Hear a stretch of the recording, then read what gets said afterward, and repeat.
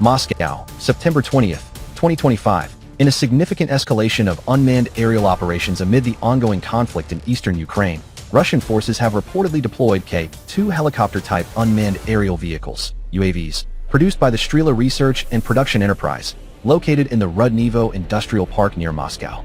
These compact, rotorcraft drones, weighing approximately 450 kilograms with a maximum speed of 150 kilometers per hour, are being utilized primarily for electronic warfare, EW, and psychological disruption tactics, sowing confusion among Ukrainian defenders. Sources close to the Russian Ministry of Defense claim the K-2 UAVs have been instrumental in disorienting enemy radar systems and ground troops, allowing Russian advances in contested areas like Toretsk and Krasnohorivka.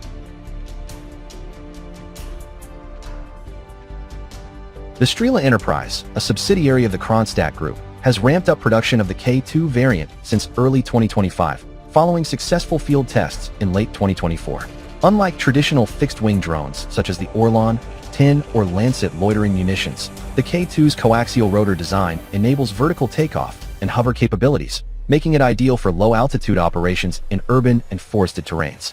Equipped with advanced jamming pods and decoy emitters, the UAV can mimic the signatures of larger Russian strike assets like the Ka-52 Alligator helicopter or Garant-2 Shahid-136 drones, forcing Ukrainian air defenses to expend resources on false targets.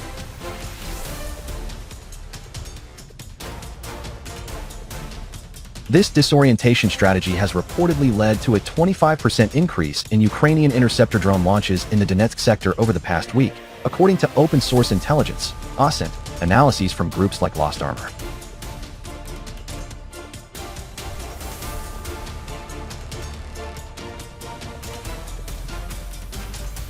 Eyewitness accounts from the front lines, corroborated by geolocated footage shared on platforms like Telegram and X, formerly Twitter, describe K-2 swarms operating in pairs. One UAV deploys broadband jammers to blind Ukrainian FPV, first-person view, drone operators, while its counterpart broadcasts false radio chatter or simulated missile locks to panic ground units.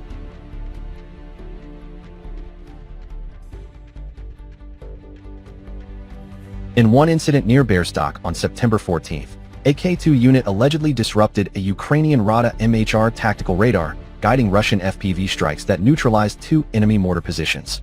The drone's endurance of up to 6 hours at altitudes below 3,500 meters allows for prolonged loitering, turning it into a force multiplier for Russian assault groups, as stated by Boris Trunov, head of Strela's Special Design Bureau.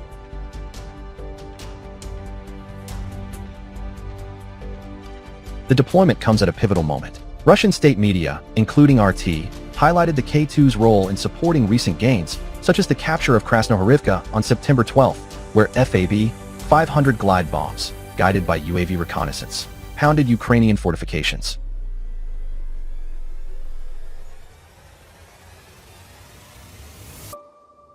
However, Ukrainian sources counter that the K-2's effectiveness is overstated, pointing to intercepts by the 425th Strela UAV Regiment. On September 16th, an FPV interceptor downed a K-2 variant during a nighttime raid, with debris analysis revealing heavy reliance on Chinese-sourced components for its AI-driven autonomy.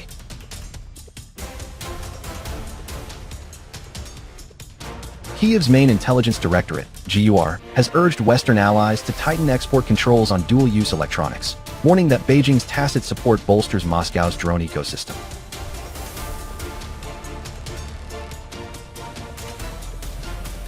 Strela's facilities in Rudnevo, a sprawling complex 20 kilometers northeast of the Kremlin, have transformed into a hive of activity.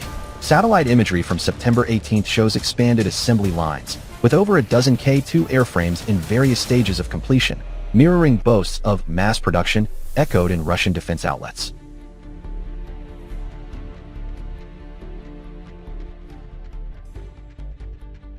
The enterprise, which traces its roots to Soviet-era missile programs like the 9K-32 Strela, 2 manpads, now focuses on hybrid UAVs blending reconnaissance, strike, and EW roles.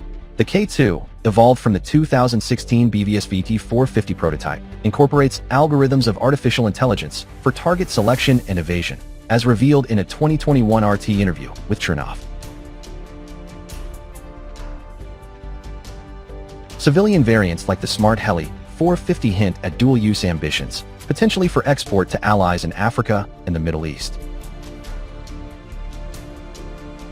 Critics in Western analyses, such as those from the Jamestown Foundation, argue that while the K-2 excels in asymmetric tactics, it pales against Ukraine's evolving countermeasures. Kyiv has deployed fiber-optic FPV drones like the VT-40, immune to traditional jamming, which downed a Russian Kozak armored vehicle in Konstantinivka on September 1st.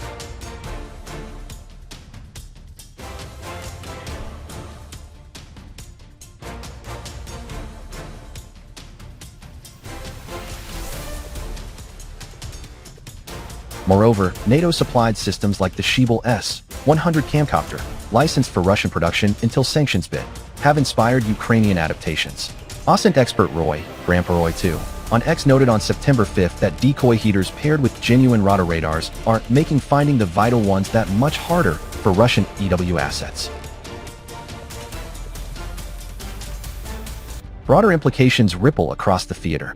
Russia's UAV inventory, once lagging behind global peers, now numbers in the thousands, with K-2s complementing heavy hitters like the Lancet and Orion.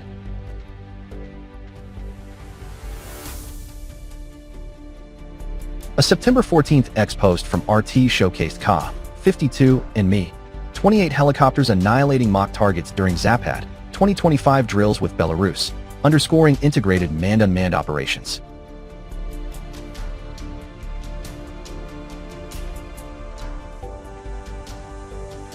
Yet, losses mount.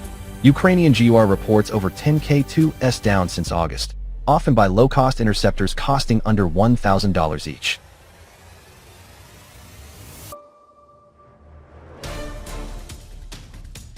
As autumn fogs descend on Donbass, the K-2's role in disorientation could tip close-quarters battles. Ukrainian President Volodymyr Zelensky, in a September 18th address, called for accelerated F-16 deliveries to counter such ghost rotors. Moscow, meanwhile, eyes scaling production to 500 units monthly by year-end per unverified mod leaks. In this drone-dominated war, Strela's K-2 isn't just hardware. It's a psychological scalpel, carving doubt into the enemy's resolve.